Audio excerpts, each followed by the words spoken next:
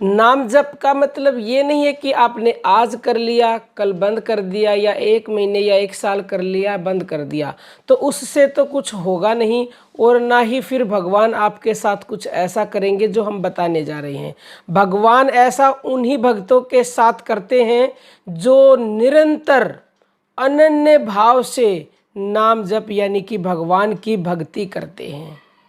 जो व्यक्ति अनन्य भाव से निरंतर भगवान नाम का जप करते हैं, उनकी भक्ति करते हैं, तो फिर भगवान को ऐसे भक्तों की गुलामी करनी पड़ती है। ऐसे भक्तों के भगवान पीछे पीछे रहते हैं उनकी चरण रज लेने के लिए, उनके ऋणी हो जाते हैं। जब ऐसा करते हैं ना भक्त, तो भगवान फिर उनकी परीक्षा लेते हैं, देखते हैं कि क्या ये इस लायक है कि मैं उसकी गुलामी करूं, मैं उसकी चरण रज लूं, मैं उसके पीछे पीछे घूमूं, जो वो चाहे मैं करूं। तो वो क्या करेंगे, वो परीक्षा लेंगे। हम एक छोटी सी कथा के द्वारा आपको बताते हैं, ध्यान से सुनिएगा। एक बार एक भगवान के भक्त दिन रात नाम जप करते, दिन रात भक्ति करते, तो वो इस कदर नाम जप करने लगे तो भगवान का सिंहासन हिल गया। भगवान ने सोचा ये तो मेरा अनन्या भक्त है और ये तो इस तरह से भक्ति करने लग गया कि मुझे इसके पीछे पीछे घूमना पड़ेगा, गुलामी करनी पड़ेगी, जो चाहेगा वही मुझे करना पड़ेगा। तो मैं अब पात्रता देखता हूँ, क्या ये इस लायक भी है कि मैं इसकी गुलामी कर सकूँ, इसके आगे पीछे घूमूं। तो भगवान ने मोहिनी का रूप धारण किया और शाम का समय था, तो जहाँ वो व्यक्ति, जहाँ वो भक्त भक्ति कर रहा था, जाके उसके आश्रम का यानी कि उसकी कुटिया का दरवाज़ा खटखटाया। तो उठ के आया भक्त, दरवाज़ा खोला तो सामने बहुत ही सुंदर स्त्री खड़ी।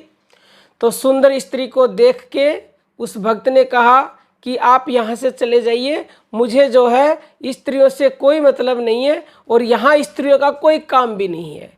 तो वह औरत जो मोहिनी रूप में भगवान स्वयं आए थे, कहने लगी कि हे भक्त, आप भगवान के भक्त हैं, आप दयालु हैं, आप मुझे एक रात के लिए आश्रय दे दीजिए।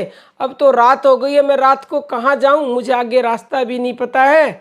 तो वो गिड़गिड़ाने लगी। तो भक्त ने कहा ठीक है, मेरे एक और यहाँ पे एक कुटिया है, उस कुटिया में आप कमरा बंद मतलब गेट को बंद करके और आराम से सो जाइए। अगर मैं दरवाज़ा खोलने के लिए भी कहूँ तो भी दरवाज़ा मत खोलना।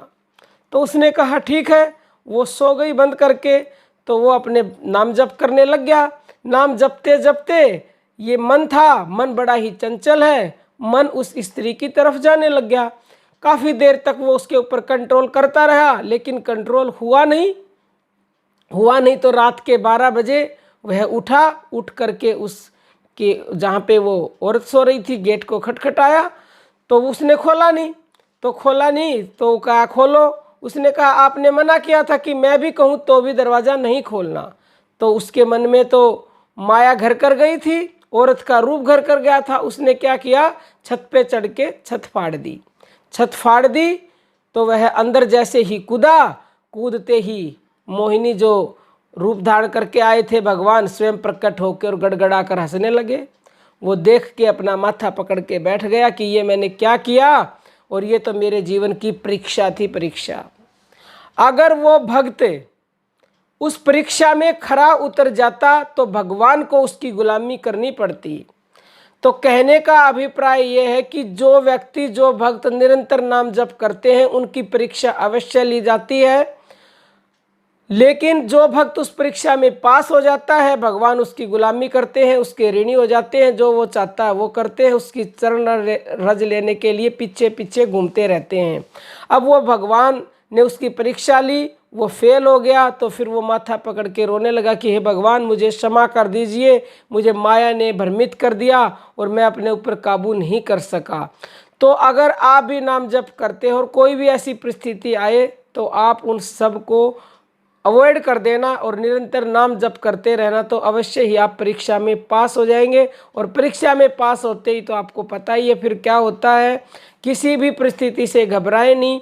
अनेक ऐसे शास्त्रों में उदाहरण हैं भक्त प्रहलाद के ऊपर क्या क्या विपत्तियां आई, सब विपत्तियां हंसते हंसते पार कर ली। वो सब परीक्षाएं थी। मीराबाई को जहर का प्याला पिलाया गया, वो भी हंसते हंसते पी गई, क्योंकि भगवान पात्र देखते हैं कि क्या ये इन परिस्थितियों से विचलित होता है या नहीं। अगर विचलित हो गए तो कुछ भी हासिल नहीं होगा।